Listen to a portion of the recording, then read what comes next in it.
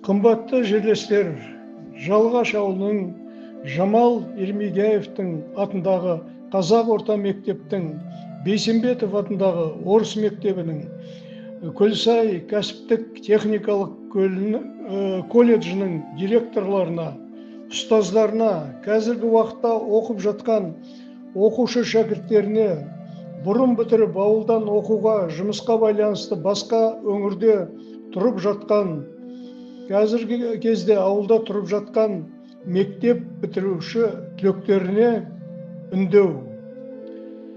2023 жылы біз Жалаңашта туып өскен бір топ азаматтар қазақ ауылының қазіргі мәселесі, жағдайы, тыныс тіршілігіне, бүкіл қоғамдың, мемлекеттің қазақ ауылынан өсіп өніп шыққан азаматтарының назарын аудару ойменен туған ауыл көгеріп гүлдене бер қоғамдық қозғалысын ұйымдастырдық.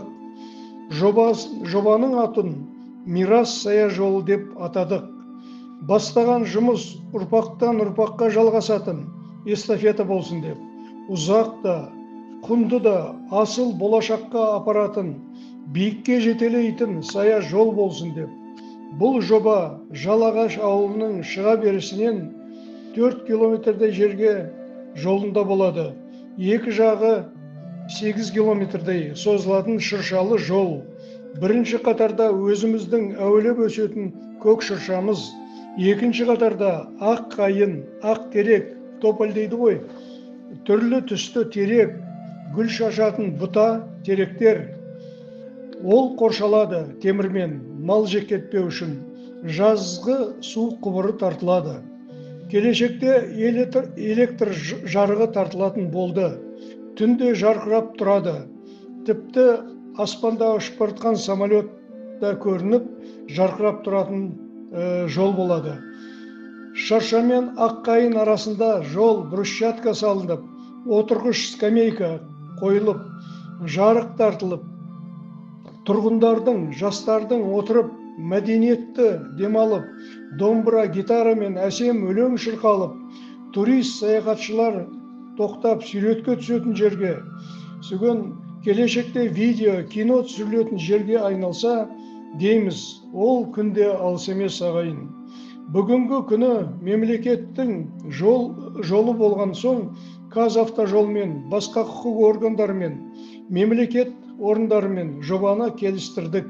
Алматы облысының басшылығымен, Кеген ауданының басшылықтарымен, Жалаңаш ауылының әкімшілігімен бұл жобаны таныстырдық. Келісім қолдау алдық, алып та жатырмыз қазір.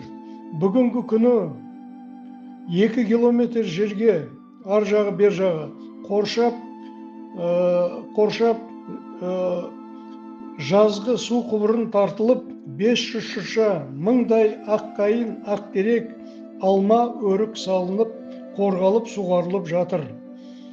Біздің жобамыз тура Қазақстанның президенті Қасым-Жомарт Тоқаевтың бастамасымен қолға алынып жатқан Таза Қазақстан акциясымен үндесті. Елдегі мекендерді абаттандыру, экология мәдениетін арттыру және қоршаған ортаны қорғауды бағытталған ауқымды республикалық акция.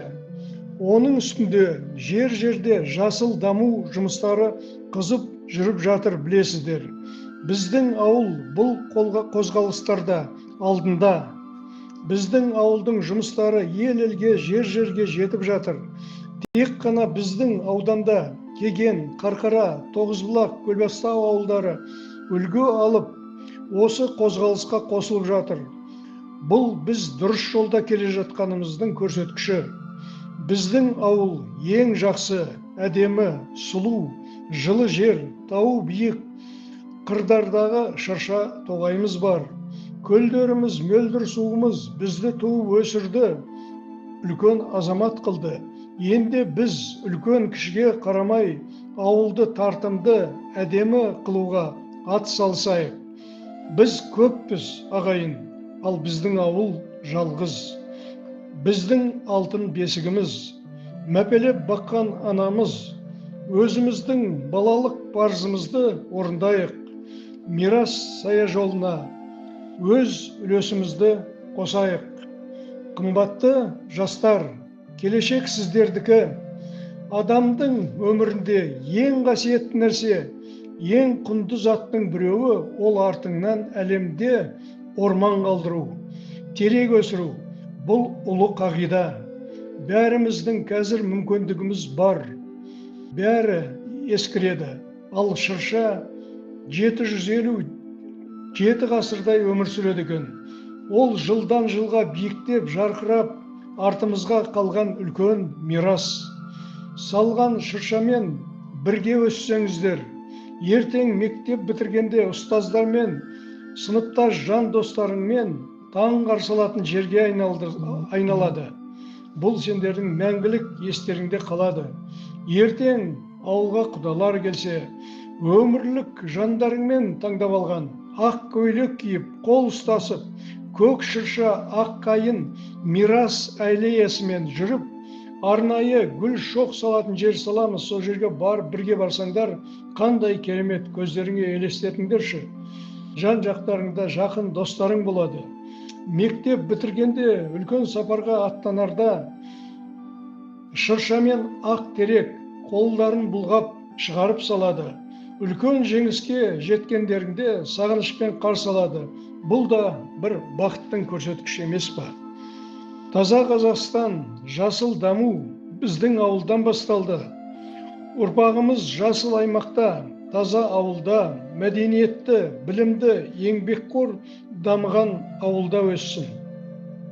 17 сәуір 2026 жылы Жалағаш ауылында, мирас саяжолының бойында үлкен еңбек мейрамы, тазарту сенбілігі болады.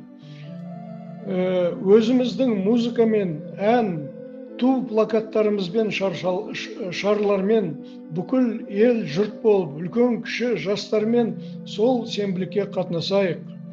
Туған ауылды шын сүйсең, бізге қосыл ағайын.